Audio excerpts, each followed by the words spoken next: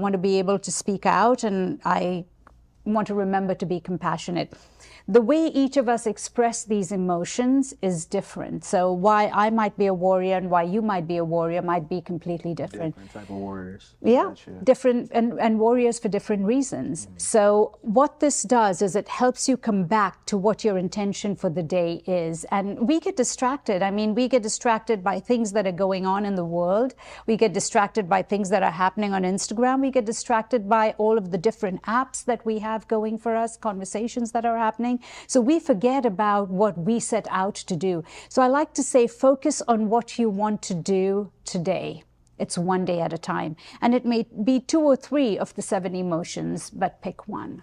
I definitely agree with that, with trying to take things one day at a time. I feel like it's kind of hard though at the same time, only because like for something that happened like yesterday or today can like affect the future, if that makes sense. So like that brings out a lot of emotions. So, you know, just with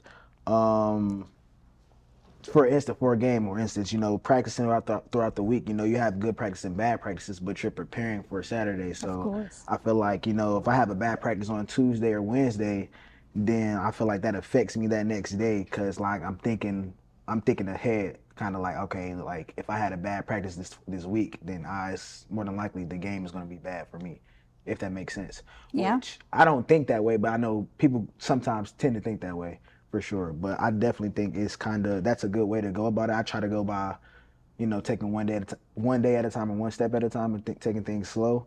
But I definitely agree with you with taking things one day at a time.